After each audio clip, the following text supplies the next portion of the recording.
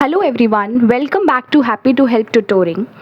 आज की क्लास में हम लोग क्लास 9th की न्यू एनसीईआरटी गणिता मंजरी की एक्सरसाइज सेट 4.4 करेंगे। ये आपकी बुक गणिता मंजरी के पेज नंबर 81 पे है एक्सरसाइज। अभी तक हम लोग एक्सरसाइज 4.3 तक कंप्लीट कर चुके हैं। अगर आपने वो लेक्चर्स नहीं देखे तो आप प्लेलिस्ट में जाके उन लेक्चर्स को भी गो थ्रू कर सकते हैं। आज इस एक्सरसाइज में हम लोग एक न्यू कॉन्सेप्ट सीखेंगे जिसे हम कहते हैं middle term splitting. So let's start. So question number 1 is fill in the blanks to complete the following identities. ये आपका पहला क्वेश्चन है और इसमें फर्स्ट पार्ट है s² - 11s + 24 और यहाँ पे दो कोई वैल्यूज़ आएगी, दो फैक्टर्स आएंगे और हमें उनको लिखना है। तो आप देख सकते हैं हमने अभी तक फैक्टराइजेशन सीखा है, लेकिन हम लोगों ने आइडेंटिटीज़ को यूज़ करके फैक्टराइज करना सीखा है। बट अगर आप देखेंगे इस क्वेश्चन में आप कोई भी आइडेंटिटी लगाइए, कोई भी आइडेंटिटी नहीं लगेगी, तो इसको हम कैसे फैक्टराइज करेंगे, तो आज हम यही सीखेंगे। ओके बच्चों, तो हम इसको सॉल्व करेंगे using middle term splitting. So middle term splitting होती क्या है, चलिए सीखते हैं।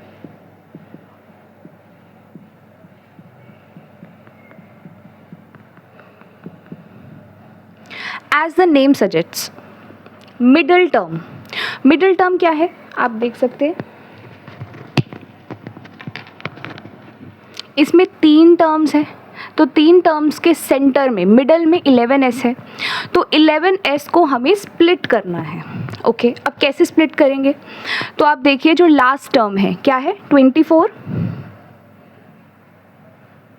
और s² के साथ कोई नंबर है, जो भी नंबर है उसी को हम कांस्टेंट बोलते हैं। तो अगर कोई नंबर नहीं है इसका मतलब यहाँ पर 1 है। तो हम लास्ट के जो कांस्टेंट टर्म है उसको और जो फर्स्ट वेरिएबल के साथ कांस्टेंट है उन दोनों को मल्टीप्लाई करेंगे। तो क्योंकि हमारे वेरिएबल के साथ कोई भी कांस्टेंट नहीं है तो इसका मतलब वहाँ पे 1 है। तो हम क्या करेंगे, 24 को 1 से मल्टीप्लाई करेंगे तो कितना आ जाएगा, 24 आ जाएगा। अब देखिए 24 को मैं ऐसे लिख सकती हूँ 1 × 24, 2 × 12, 3 × 8, राइट। और कौन कौन से टेबल में आता है, ये 4 में भी आता है। 4 × 6 = 24, 4 × 6 = 24। अब सीधा आएगा ये 8 के टेबल में, 8 × 3 = 24 एंड देन ये आ जाएगा 12 × 2 = 24 एंड देन 24 × 1 = 24। तो बस ये इन्हीं सब टेबल्स में आता है, राइट। अब देखिए हमें ना कोई एक ऐसा ग्रुप को चूज़ करना है। हमारे पास कौन कौन से ग्रुप है, 1 2 3 4 5 और 6 और 7। तो इन 7 ग्रुप्स में से हमें कोई ऐसे ग्रुप को चूज़ करना है कि जिसको हम या तो प्लस करें या तो माइनस करें, वो हमारे इस मिडिल टर्म के बराबर आ जाए। हमारा मिडिल टर्म क्या है, 11s के बराबर आ जाए। तो आप देखिए अगर मैं 24 में 1 माइनस करूँगी तो 23 आ जाएगा, या 24 में 1 प्लस करूँगी तो 25 आ जाएगा। बट हमें क्या चाहिए, हमें तो 11 चाहिए, तो हम इसको नहीं ले सकते। देन 12 में अगर 2 प्लस करूँगी तो 14 हो जाएगा, और 12 में अगर 2 माइनस करूँगी तो 10 आ जाएगा, तो ये भी नहीं हो सकता। नाउ अगर 8 में 3 प्लस करूँगी तो 11 आ जाएगा, यस। तो मेरा ग्रुप क्या हो जाएगा, ग्रुप हो जाएगा 3 और 8। ओके, तो मैं अपने इस 11s, ये जो मेरा मिडिल टर्म है, इसको किस में डिवाइड करूँगी, 3 और 8 में। बट देखिए मेरे पास 11s है, राइट। सो -11 है मेरे पास, तो -11 कैसे बनेगा, -11 मैंने अपना कौन सा ग्रुप चूज़ करा है, 3 और 8 का। तो देखिए अगर 3 + 8 करेंगे तो ये तो +11 आ जाएगा ना, लेकिन हमें +11 नहीं चाहिए, हमें -11 चाहिए। तो -11 बनाने के लिए मुझे क्या करना पड़ेगा, मुझे -3 - 8 ये दो ग्रुप्स लेने पड़ेंगे। So what I will split -11s as -3s and -8s. I hope this is clear to you. I hope it's clear. Okay. So now how will I write it? s² को तो as it is लिख दूंगी, और आपको याद है 11s को हमने कैसे स्प्लिट करा है, -3s and -8s, +24 को मैं एज इट इज़ लिख दूंगी। Got it. तो ये हमारा मिडिल टर्म स्प्लिटिंग हो गया है। अब यहाँ तक मिडिल टर्म स्प्लिटिंग था, अब आगे हम रीग्रुपिंग करेंगे। तो इसका एक ग्रुप बनेगा और इसका एक ग्रुप बनेगा। अब इन दोनों में से हम कॉमन निकालेंगे। तो देखिए एस स्क्वायर का मतलब क्या होता है? एस स्क्वायर का मतलब होता है बच्चों एस इंटू एस, राइट। और 3s का मतलब है 3 इंटू एस। तो आप ध्यान से देखिए, इधर भी s है और इधर भी s है, तो मैं s को कॉमन ले लूँ, यस। तो मैं क्या करूँगी, मैं दोनों में से s को कॉमन ले लूँगी। तो बचेगा क्या? देखिए एक s और एक s तो कॉमन हो गया, बचा एक s, उसे मैंने यहाँ लिखा और बीच में माइनस साइन एंड यहाँ 3 बचा। क्लियर? अब यहाँ देखिए, यहाँ पे है 8s एंड 24। 24 को क्या मैं 8 इंटू 3 कह सकती हूँ? बिल्कुल कह सकती हूँ। और 8s मतलब 8 इंटू एस। तो आप देखिए इधर भी 8 है और इधर भी 8 है, तो 8 कॉमन है, तो लेट मी टेक आउट 8। तो 8 को मैंने कॉमन लिया, ओके। लेकिन सवाल ये है कि यहाँ पे +8 आएगा कि -8 आएगा, ओके। तो देखिए यहाँ पे -8 है। -8 का क्या मतलब होता है? कोई भी साइन अगर माइनस है तो वो माइनस कैसे बनता है? Plus into minus, okay. और अंदर प्लस है तो प्लस कैसे बनता है? या तो माइनस इंटू माइनस बनता है या तो प्लस इंटू प्लस बनता है, राइट। तो अब देखिए, हमेशा याद रखिए जब भी हम मिडिल टर्म स्प्लिटिंग करते हैं तो जो टर्म यहाँ पर आई है सेम टू सेम यहाँ पर भी वही आएगी। तो यहाँ पर क्योंकि माइनस है तो हम लोग इस वाले ग्रुप को लेंगे, माइनस इंटू माइनस प्लस बना है, ओके। तो अब देखिए यहाँ पर भी माइनस है, यहाँ पर भी माइनस है, तो मैंने यहाँ पे माइनस को कॉमन ले लिया है, ओके। तो अब ब्रैकेट में क्या बचा? ब्रैकेट में बचा +8। तो प्लस को तो हम लिखते नहीं है, 8 तो बाहर चला गया, तो ओनली s इज़ लेफ्ट। और यहाँ पे माइनस, एक माइनस तो बाहर गया, एक माइनस अंदर बचा है, एंड 24 में से 8 बाहर जा चुका है, 3 इज़ लेफ्ट, तो 3 मैं लिख दूंगी। तो आप देखिए अपने आप ही s-3 ये वाला जो टर्म है ये सेम टू सेम आएगा। अगर आपका ये सेम आ रहा है इसका मतलब आप क्वेश्चन को सही कर रहे हो, अगर ये सेम नहीं है इसका मतलब आपने कुछ ना कुछ गड़बड़ किया हुआ है, ओके। तो अब बस हो गया हमारा मिडिल टर्म स्प्लिटिंग। अब हम इसको लिख देंगे s-8 एंड s-3 में से एक बार s-3 लिख देंगे, ओके। तो दिस इज़ माय आंसर। तो हमें इसको फिल करना था s-8। तो यहाँ पे क्वेश्चन था s² - 11s + 24 किसके बराबर होगा? देखिए यहाँ पे 2 टर्म्स के लिए गैप छोड़ी थी और हमारा आंसर भी 2 टर्म्स में आया। तो मैं क्या लिखूँगी? s-8 and s-3। So the answer is s-8 and s-3। I hope this question is clear. Let's move on to the next question, okay. तो ये हमारे पास सेकंड क्वेश्चन है। तो आप देखिए यहाँ पर भी हमें ये एक टर्म दे रखा है, कोई भी आइडेंटिटी इस पे नहीं लगेगी, तो हम लोगों को मिडिल टर्म स्प्लिटिंग करना है। अब मिडिल टर्म स्प्लिटिंग में 2 टर्म्स आते हैं, तो एक टर्म तो हमें ऑलरेडी निकाल के रखा है, अब हमें दूसरी टर्म निकालनी है। तो आइए 3x² - 4x - 7 का मिडिल टर्म स्प्लिटिंग करते हैं। तो मैंने आपको क्या सिखाया? लास्ट टर्म को फर्स्ट वेरिएबल के कांस्टेंट से मल्टीप्लाई करेंगे। तो याद है लास्ट क्वेश्चन में कांस्टेंट नहीं था इसलिए हमने उसे 1 माना था, बट यहाँ पे कांस्टेंट है। तो हम क्या करेंगे? 7 3 = 21। अब 21 के फैक्टर्स बनाएंगे, ओके। सो 21 कब कब आता है? 1 × 21, 2 में नहीं आता, 3 × 7 एंड देन 7 3 = 21 एंड देन 21 × 1। तो बस इतने ही फैक्टर्स है 21 के। अब देखिए हमें क्या बनाना है? हमें बनाना है -4। तो -4 कैसे बनेगा? देखिए ये दोनों तो बहुत दूर है 4 के, है ना, बट आप ध्यान से देखिए 7 - 3 is 4, right. So 7 - 3 is 4, but क्या हमें 4 चाहिए? हमें तो -4 चाहिए। तो अगर हमें -4 चाहिए तो आप 7 को माइनस कर दो और 3 को प्लस कर दो, तो देखिए -4 के बराबर आ जाएगा। सो देखिए हम -4 को हम कैसे स्प्लिट करेंगे? -4x को हम लोग स्प्लिट करेंगे -7x + 3x। I hope it's clear. अब करते हैं सॉल्व, ओके। तो देखिए 3x² को मैं एज इट इज़ लिखूँगी। अब -4x की जगह मैं क्या लिखूँगी? +3x - 7x। तो देखिए मैंने -4x को इनमें स्प्लिट कर दिया, मिडिल टर्म को स्प्लिट करा -7। अब देखिए अगर मैं -7x को आगे लिखती तो है ना, यहाँ रीग्रुपिंग में जब हमें कॉमन निकालना है तब दिक्कत होती, इसलिए मैंने 3 - 7 लिख दिया इंस्टेड ऑफ -7 + 3, ओके अब देखिए 3x² और 3x में क्या कॉमन है, 3x कॉमन है, तो बचा क्या, बचा x, क्योंकि x² में से एक x गया तो एक तो बच गया, प्लस यहाँ तो पूरा का पूरा 3x बाहर है तो कुछ नहीं बचा, इसका मतलब 1 बच गया। अब यहाँ पे इट्स माइनस, अब माइनस कैसे बनता है, माइनस बनता है plus into minus, plus into minus. अब आप ध्यान से देखिए यहाँ पे अंदर प्लस होगा, राइट, तो अगर अंदर प्लस होगा तो हम कॉमन क्या ले लेंगे, माइनस को कॉमन ले लेंगे, और कितना माइनस कॉमन, देख यहाँ पे भी 7 है, यहाँ पे भी 7 है, तो -7 कॉमन हो जाएगा, तो बचेगा क्या, बचेगा x प्लस पूरा का पूरा 7 बाहर है तो 1 कॉमन होगा। तो देखिए ये अपने आप ही सेम आ गया। सो हमारे फैक्टर्स क्या बने, 3x - 7, 3x - 7 इंटू इन दोनों में से हमने x + 1 को कॉमन ले लिया।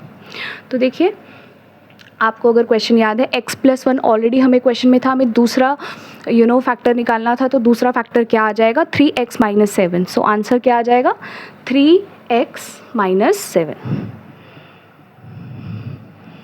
I hope it's clear. Let's move on to the next question. Okay, so this is third question in front of us. तो अब हमें इस टर्म की मिडिल टर्म स्प्लिटिंग करनी है। Okay, so let me write it down. 10x² - 11x - 6। तो क्या करेंगे, लास्ट टर्म को फर्स्ट वेरिएबल के कांस्टेंट से मल्टीप्लाई करेंगे, तो 6 10 60। अब 60 के फैक्टर्स 1 × 60, 2 × 30, 3 × 20, 4 × 15, 5 × 12,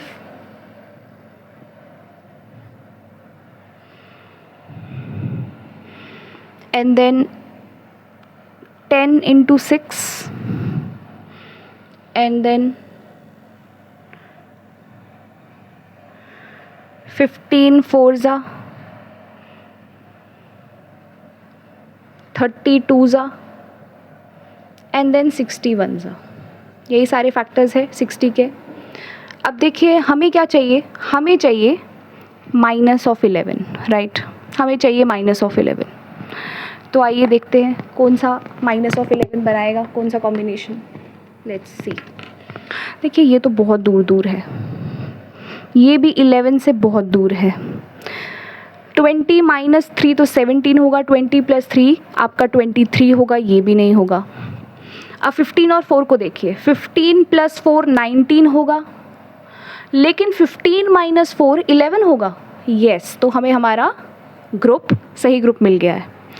तो अब हम क्या करेंगे, हमारा ग्रुप क्या है, 4 और 15, राइट।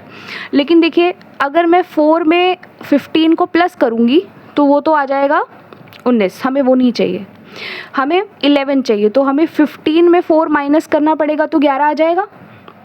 यस, लेकिन हमें बेटा +11 नहीं चाहिए, हमें -11 चाहिए। तो हम क्या करेंगे, हम इसको 15 को -15 कर देंगे और 4 को +4 कर देंगे।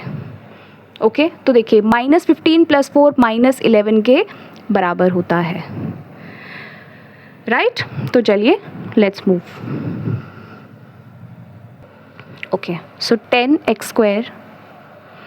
अब -11x को कैसे स्प्लिट करेंगे, -15x + 4x, और -6 को एज इट इज़ लिख देंगे, राइट। अब देखिए रीग्रुपिंग करेंगे।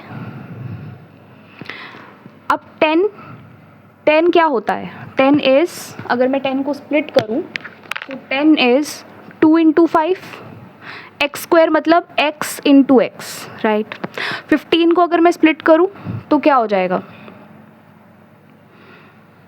5 × 3 15 ही होता है, और x। तो देखिए दोनों के पास ही 5 है, राइट।